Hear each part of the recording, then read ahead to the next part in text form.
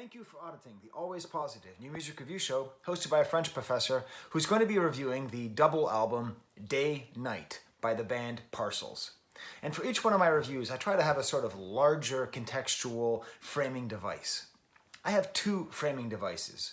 One is totally sensical and I hope will contribute to general discourse about music in the 2020s. The other is complete goofy nonsense, which makes sense maybe only to me. The first point is that they are a great example of a genre which I am trying to coin as artisanal disco. The second nonsense point is that they are the Timothée Chalamet of music. So first of all, artisanal disco. What do I mean by that? Well, obviously, you see Daft Punk looming behind me, just like they loom behind this entire album. Random Access Memories, to my knowledge, and listen, I am not an expert on music. I am an expert on French pedagogy and 17th century French literature, but if Daft Punk weren't really the first people doing what I'm talking about, let me know. But they definitely popularized what I am calling artisanal disco. They wouldn't be alone. They would be joined by their French compatriots, Justice, with their album Woman, which was one of the greatest casualties of Trump's election, was the depressing nature of the world in November 2016 couldn't be lifted up by an album as good, as danceable as Woman by Justice. And Chromeo, of course, out of Canada, also making music in this same sphere. And now we have this band Parcels, which I believe is part of this larger movement started by Random Access Memories with Daft Punk. Now, how am I defining artisanal disco? It's disco music that's not for discotheques. I mean, it could be. If discotheques existed the way they used to, potentially this music might be there. But rather, it's an intellectual, heady usage of the forms of analog dance music that were popular in the 70s leading into the 80s. A heavy reliance on Nile Rodgers style guitar and Bernie Edwards style bass, that is to say like the band Chic. So it's disco more based on Chic, less based on, I don't know, ABBA or the Bee Gees. Sort of the larger scope, the same way that Daft Punk would integrate Giorgio Moroder into their album. I would say that the larger scope, the more artistic side of Giorgio Moroder also influences this artisanal disco. Kind of danceable beats, pop hooks. All in all, I would say it is EDM without the E. Electronic dance music without the electronic. That's part of what made Random Access Memories so astounding, is the band that perfected EDM, then basically went on and laid the blueprint of how to destroy it, how to revert. The emphasis of all these musicians and what they do, and I'm including Parcels on this, or Parcels, they're from Australia, so I guess I'd pronounce it Parcels. What Parcels is, that's not a good, I don't edit these videos, so I'm not going to edit out that bad Australian accent. Parcels. Leave it. Let me know in the comments. Smash the like bucket if that was a good pronunciation of Parcels in an Australian accent. The thing that unifies all of them, and it makes them so exciting for music geeks and nerds and enthusiasts, is the production. The gauntlet that Daft Punk laid down with Random Access Memories, which is either the greatest album of all time or the second greatest of all time. That's how good Random Access Memory is. I don't care. You don't think it is? You think it's too new? Great. Come see me in 50 years. I'll explain why I'm still right. Is the level of production. Just this emphasis of perfection and sound and getting so much, using digital technology to get the most out of analog instruments. It is fun for people whose emphasis in life is not necessarily fun. And we put that all together, and I'm using the word artisanal. It's a little obnoxious, intentionally. I'm not a real music critic, right? This is just a hobby I picked up in the lobby. It's just a hobby, but it's my dream that I could get this term off the ground, because I think it also shows the sort of downside of artisanal disco, which is that disco is supposed to be fun and dancing and just be out there, whereas this is taking something which is sort of for the people and making it a little bit more sophisticated, a little bit more thought out. But what the hell? I can dance to this album, and I have danced to this album. but I can also think. That is the gift of artisanal disco as pioneered by Daft Punk. Now what about my stupid point? Huh? Timothée Chalamet. Why do I think Parcels are the Timothée Chalamet of music? I'll tell you why. They're just so damn good and young and like handsome, and just as an old man, whatever, middle-aged man, guy in his 40s, you're just like, damn it. They're like 24 and they're this good. Yeah. They're so fresh-faced and young and ebullient and all those things. It's not like jealousy. It's just sort of like frustration. I don't know. Also, like, they're French, but not. They're from Australia, but they live in Germany, which makes them very European. They're on a French label, and they are the last band that Daft Punk worked with, So, like, they have just the same way Timothée Chalamet, his dad is French, but his mom isn't, and, like, this sort of, like, ineffable, just boyish perfection of it all.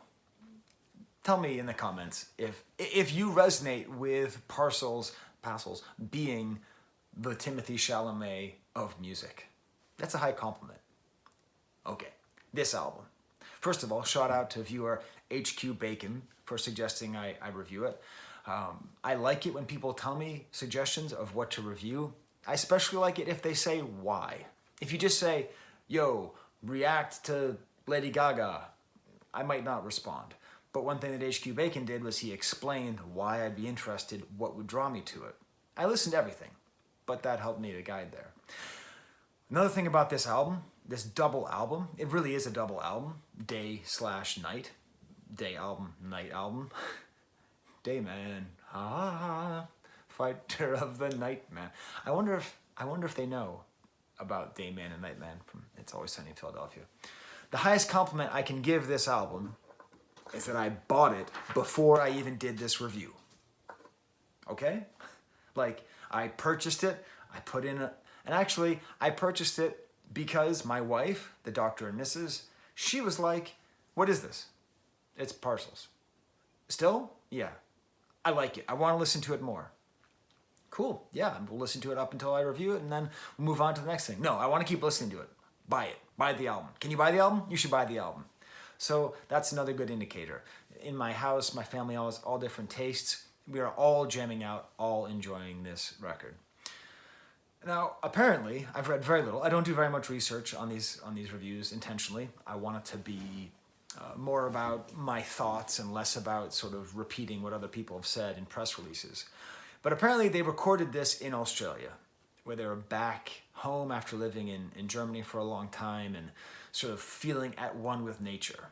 Because I don't know much about Australia, but I know that it is a very big country filled with a lot of nothing. I don't mean nothing, but I mean a lot of underdeveloped land. I don't mean underdeveloped land, I mean undeveloped land. Pristine land. If I keep going on with this, the guy from Midnight Oil is going to track me down. He's going to lecture me in my bed while it's burning. So he's talking about like the album is a lot about the ebb and flow with the sun and the moon. That's the larger framing device of the album, which is both good and bad. It's about that, but it's also about like what seems to be a necessary but difficult breakup. It seems to be a certain amount to like about reconciling one's childhood and the difficulties of growing up. So it's a lot of different things, but it's really about the music. There's a couple things. Okay, first of all, the scope of the album is huge. It's very ambitious, very brave. I've never even heard their first album, so I don't know how it compares. If you know where to tell me in the comments. But this band does what I love the most. I love hip hop. I love electronic dance music. I love bedroom pop. But the thing that I am missing most in music, I'm not going to be some kind of ex or boomer being like, music is better then. It wasn't. Music is better now than it's ever been, or it's at least just as good. It's the feeling of people playing music together and it mattering who is playing. These are 5 people. I don't know their names. I don't even know if they're all dudes. I'll just say 5 people. I know most of them are dudes, at least. Maybe one of them's a lady. But each member is essential, and you can hear it. Each member has a style. By the time you're done listening to the album, you know who they are and how they play. The drummer is excellent. Very often, the album holds back on the drums, and then when they come in, you're like, damn, that's some good drumming. The bass player, very competent, very different from song to song. The singer, I'll be talking a lot about, sings often in a great falsetto, but his mid-range has this soul which just annihilates you. And then the guitarist. You'll see I have a lot of things around me that imply what I feel about this album. Probably the most important is this thing right here. This is my Stratocaster. If I can get it out of the guitar. See, this is why I should edit, but I don't. It's stuck. This is a Fender Stratocaster. And, you know, the 808 has been getting a lot of love, the drum machine, because its sound has made so much music and it's been the basis of so much music. This damn guitar, the way it sounds when it is amplified, is like one of the greatest sounds on earth. You know, I mean, a whippoorwill, you know, or the ocean. A well-played Stratocaster there's a cleanness to it. There's a beauty to it. And this album just makes me want to listen to Stratocasters, makes me want to play Stratocasters, because he plays so clean, so clear.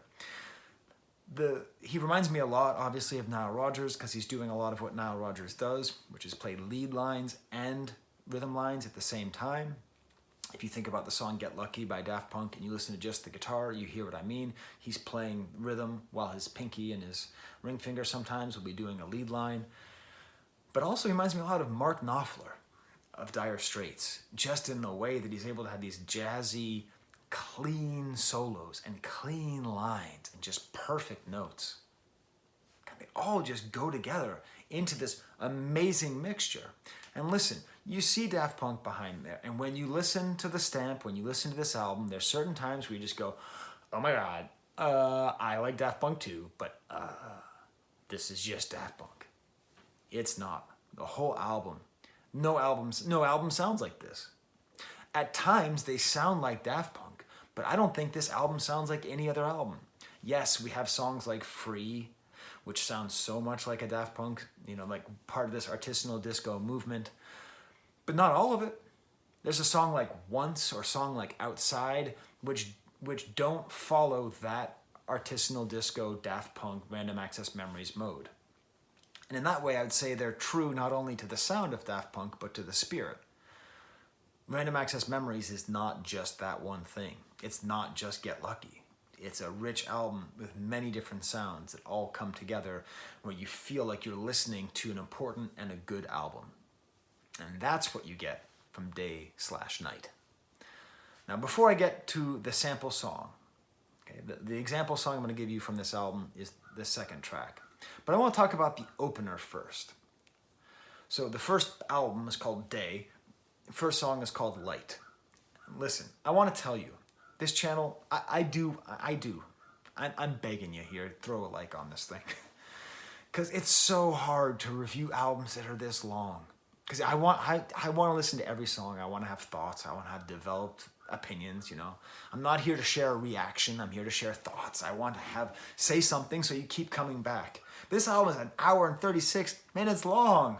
Come on, Parcels. It is really difficult to get through the entire album. And the opener sets that tone with this grand orchestral intro. Now, I'm not really complaining. I'm not complaining at all. I'm going to be getting this album in the mail. I'm going to put on my hi-fi back there, and I'm going to be jamming. And I love the atmosphere, and I love the tone. I like how it's both consistent in its tone, but also varies enough to where I'm never bored with it. But as a reviewer, it's hard. I'm earning your likes here. But this grand orchestral intro gives a sense of what's to come, because then it settles into a Random Access Memories style groove, very tight, warm, very produced warmly, very tight, warm instruments. Reminds me a lot of probably my favorite song on the Random Access Memories, Beyond. And then the Stratocaster work of the guitarist is just perfect. very Mark Knopfler-esque, a cool bridge part, like this wall of voices that's singing these fairly simple lyrics. See that sun, don't look down, here it comes, feel it now. At times the lyrics are just there to be another instrument, to be matched with this amazing, this ethereal voice and these tight drums with great drum fills on muted drums. Then we get to the stamp, okay? You wanna know what this album sounds like? Follow this link and listen to the song free. Do not listen to the radio edit. You know, not since Sweet Emotion by Aerosmith has a radio edit done more of a disservice to a song. Get the real song. Now that you've listened to that song, how the hell do you not love this? How do you not just start dancing and smiling and, for lack of a better term, vibing with this music? It reminds me a lot of the song Baby Love by the Supremes, but it's just funky and endearing with this high voice that also is able to dip into that very emotionally strong mid-level he's able to go on. Like his voice has like this strange strength. It opens up with just the piano and the drums interacting, and you realize the percussion. How often do I talk about percussion on this channel? Not very often. The piano is percussion. It's a percussion instrument, and on this song, that's really how it's used. And then in the back, the cowbell work. If you have a fever, and the only cure is more cowbell, Parcels is the goddamn Johnson & Johnson vaccine, okay? One shot. This album, you do not need to worry about having a fever for cowbells. Beautiful, multiple cowbells playing at the time. And it just gets into this groove with this guitar and the drums and the cowbells. And it's perfection in production. At some point, like these strings come in, these disco strings that kind of go out. At times, it even sounds like almost like a Jackson 5 guitar line. And then the chorus has this whole spiritual feeling with the end of the phrase being joined by a chorus of this voice. Free! I think I even hit the note there.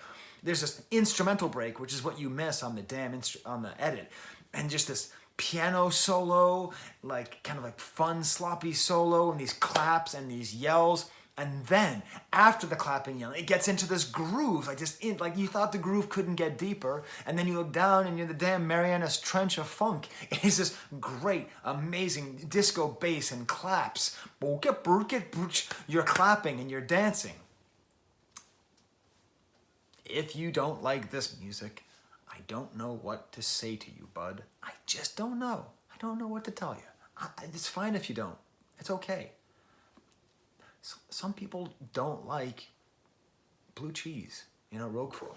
Some people don't like it. I don't blame them. It's okay. Different taste for different people. But wow, is this some of the best music I've heard this year, if not ever. Lyrically, it's a reminder that that's not the point of this song. I feel this need to be free. Can we feel and be real? That's fine. But the sense of free is the feeling you get listening to this music. Next track, Comingback. All of their songs with two words are stuck together. I have a theory. They have a MacBook. They have an Apple MacBook, and the damn space bar doesn't work. Like, I have a MacBook. Like, typing takes me forever because I have to on the space bar. Steve Jobs. When I was driving around listening to this, my son's a drummer, and he's like, this song has to be written by the drummer. I don't know if it was, but I definitely get what he's saying. It has a feeling of being really propelled by the drums. It's upbeat, it's joyful. There's all these great little details of musicianship. Just this great peppy guitar and amazing breakdowns with the drum. There's like a breakdown with the drums, and there's bongos, percussion. Bongos going, like the bongos are going along with the drums, and it's just, and the whole song is like the song of hope. I think it's about post-COVID era, like preserve till we find our way home. This year's been out of control. But also I think it's fun because, not fun, but Narcotics Anonymous and Alcoholics Anonymous is the thing that they're really emphasizing is come back. That's the key. The key isn't going to these things. The key is coming back, right? So there's a spiritual strength to this song. Remember how I said the lyrics aren't always great? Sometimes they are. Here they are. This real sense of coming back. On a second level, we can read this as coming back from COVID. I think you put Chromeo and you put Parcels as sort of the bookends of a COVID artisanal disco. You will be dancing, smiling, and thinking all night. Awesome. Next song is called The Worst Thing. No spaces. The Worst Thing. This reminds me a lot of, that the song off Random Access Memories, something about you, but it's a nice, another very deep cut. Wait, no, actually, no, that song's not even on Random Access Memories. That's on, I think it's on Home? Discovery. Yeah, so it's not all just Random Access Memories, but it's more than that. Interesting lyrics. It's about this sort of bad relationship that appears to have broken up, and probably the best guitar work on the album that, again, I just keep going. It just makes you want to crawl inside of a single coil pickup and just live there. It just sounds so good. Then there's an interlude in the city, which is fine, that leads on to the song Now I Care Some More, which seems to have an automated drum beat, almost like a Casio beat. It's a little bit tighter, kind of like a burpy, dreamlike jam here. Again, the singer, I don't know the name of the singer. I don't know the names of anybody in this band. As Bruce, let's call him Bruce. I know no, I don't want to be anti-Australian. That's like an old joke. Okay, whatever his name is, we'll give him a different name. Francois has great sustain and vibrato on his voice, and there's something about the dynamics of his voice where he can be so high and be so mid. Maybe there's more than one singer. God, now that I probably should have looked up first. It feels like it's just one singer doing a lot, but maybe there's multiple people doing different things, which is why there's able to be so much dynamics. Either way, it doesn't matter. What makes this band, in a way, better than Daft Punk is that it's a band who's doing this. It's not two people who are then outsourcing so much of the performance because you don't want to just hear them singing with their charming French accent. Something Greater has another very nice tight jam. There's some flams on the snare. And here the lyrics are much more personal. It's about seems to be about childhood. Now this song is very, very Get Lucky. After my wife asked me to buy this album, she hadn't heard this song yet, and she heard this song, and she's like, what? This is just Daft Punk. So, but if you were being unkind, you could say that this song is plagiarism, but I don't think it is. It doesn't actually really it feels the same, in particular the way it hits harder with the chorus with a kind of electric guitar, almost metal riffs than Nile Rodgers, but it's just another long and danceable and likable song. Daywalk is a gorgeous instrumental.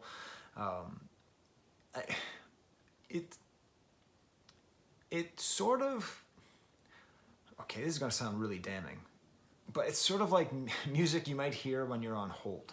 Like that kind of soft jazz, peppy soft jazz, but as if it goes terribly right.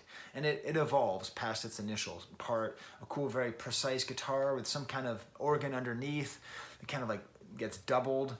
And then there's this beautiful, I guess you'd call it a bridge, but a beautiful moment where there's this repetition where they build up all this tension with these notes being repeated over and over again before eventually breaking. In a way, this song Daywalk is one of the most emotionally evocative songs in the album, just with that tension and release, despite the fact it's instrumental. Despite the fact. I think I want to start a new thing. Every time I misspeak, and you catch me misspeaking, just put it in the comments because it's funny. It's funny when people goof up, especially Mr. Fancy Pants Professor over here. The next song is called Outside, and this is part of what makes this album greater than just another entry into the Artisanal Disco canon. Great, gentle, sweet organ, just a voice in the organ. The voice is a little bit doubled. The lyrics are probably the best on the album. He's not going full falsetto, it's kind of mid-range.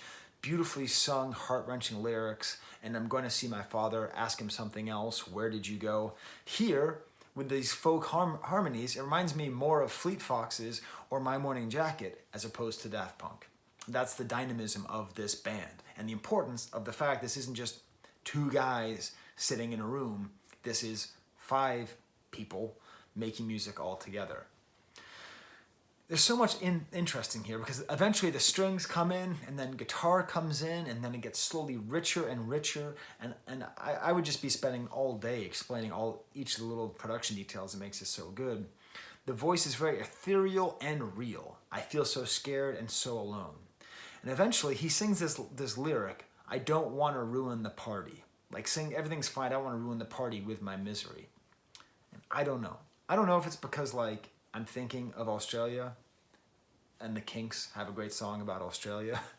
But the way he sings the words, don't want to ruin the party, sounds so much like just that one bit. It's just like a little bit of Kinks just pops up. Maybe it's just me. Are you thankful that I've abandoned the Timothée Chalamet point? It builds and builds until eventually we have an instrumental outro with these drums, like a violin takes a lead for a little while and then goes back, and the drums, you're just feeling so moving, and you're in the middle of this, like you feel like you're outside in the outback thinking about your father and thinking about all these things in your life, not wanting to ruin the party.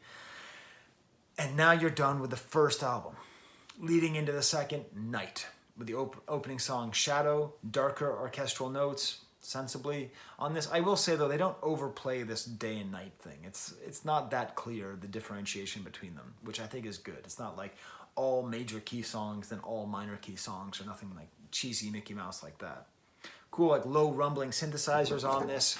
In a way, this song reminds me, speaking of Abbey Road, of the song Here Comes the Sun King, just the way it leads up to these bizarre vocals, lights out, sundown. Never Loved has kind of a smoky feel to it. Reminds me more of Justice, I would say, than Daft Punk.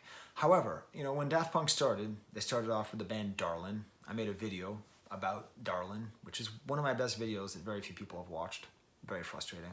I'll include a link to it at the end of the video and in the description. They say Darlin' plays soul music.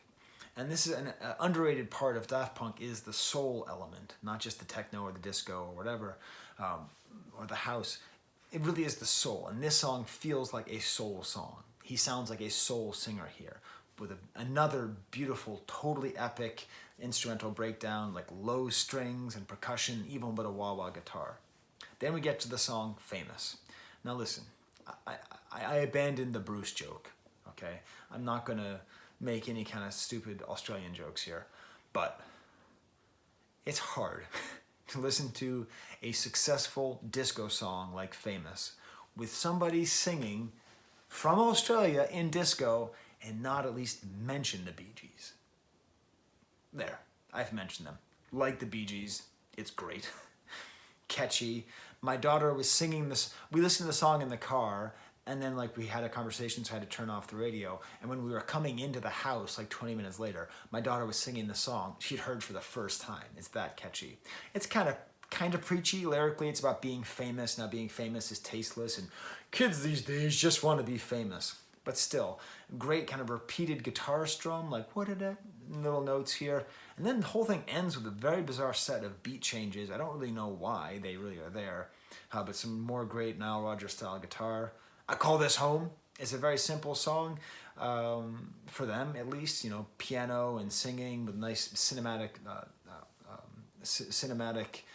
strings underneath. And here he's singing in sort of a crooner mode.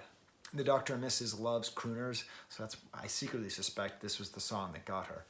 We then have a seamless transfer to the next section, to the next song, Lord Henry, which I don't know if that's named after like some obscure Australian politician, or if it's named after the character from Portrait of Dorian Gray, or if it's named after someone else. I will tell you, it's one of the tightest, and in an album full of tight funk grooves, this is one of the tightest funk grooves. It has kind of a metallic percussion element. Percussion is all the way throughout here. A metallic percussion.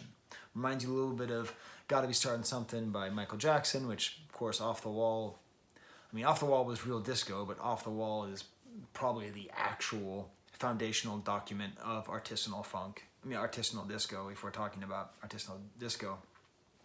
Kind of political lyrics. I guess they must have been inspired by the wildfires in Australia, which as an American we don't really feel, but you know, it was basically like a 9/11 style event that went on for a long time.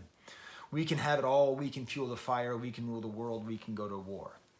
These unpleasant lyrics are matched by the end of the song. Listen, okay, I get it. We all want to be avant-garde. When you play around with an organ or a keyboard, you can like keep hitting the octave up button until when you go up super high, it makes these noises that like make you sick. So she's like, oh. And that's what they did. I like this song. I have to skip the ending. It makes me physically ill. The Fear is the next song with cool kind of smoky synthesizers. I'm a classic rock guy, so this reminded me a lot of No Quarter by Led Zeppelin. I don't think that's an intentional influence. Well, it's interesting though because it matches the lyrics about kind of wanting to get high again and feeling kind of lost, and this whole other theme of the album of this sort of bad relationship. Eventually these sort of like strings of dread come in on the second verse that gives some space to that kind of flangey, echoey keyboard, and then it all gets matched by the voice in the chorus. And then out of nowhere, there's this boom moment where the underwater funky drums come in, a blown out bass, and some crisp guitars. Like one of the best grooves in the entire album pops up in the middle of this song. I can't really describe it. This is why you have to listen. If you like good music, you should listen to this. That's why I'm gaining in popularity. Hot takes like that. If you like good music, listen to good music. I should make merch. And then take a little break, and then you can hear it backwards. Like the same thing backwards. And then the jam comes back and the strings come in and there's all these kind of repeated lines over and over again. You and I, we never made sense. This breakup of apparently a bad relationship. Night Walk is a quiet and wistful song. The voice is in his gentle mid-range, kind of frames these words, these beautiful words. Our aimless inner child, soft and taintless, wild. Is taintless a word? Without taint, be painful. I think it's untainted, but aimless, taintless, playing with words, poetry. Kind of Brubeckish piano outro in this song, with like sounds of nature, kind of a boppy ending that then flies into sort of a reggae ending. It's very confusing. Next song, Reflex, a very sweet song with nice high voice, kind of Daft Punk style blaring keyboards here, a full string section, more tied into this darkness theme of this relationship ending. Holding On is taking a toll of me. Maybe it's about like life on the road and having to travel overseas. And again, the drums come in. So often, I haven't even mentioned all the times that the drums come in on this album, but every time the drums come in is great. Every time the drums come in, you're like, the drums came in. Once is a song that came out of nowhere because you have like an acoustic guitar and an electric guitar, and it's almost like a Western song, and the drums are mainly tambourines, and there's a simplicity to the chord progression, and like the music gets louder and louder. So like in the right side, this sound of a guitar, like when you play it, you go wah, wah, to make it sound louder. A very simple kind of, my pick guard's yellowed, kind of a wah sound.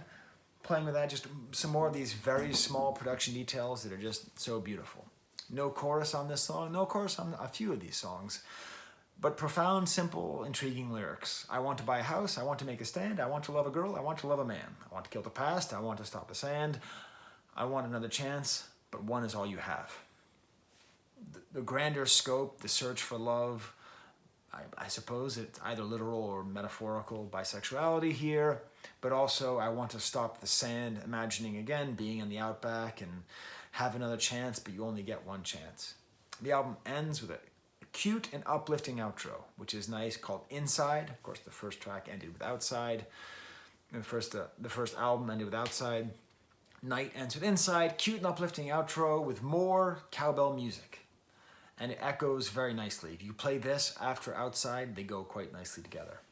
So there's my review of Parcels. I gotta say, I'm really happy with this theory I have.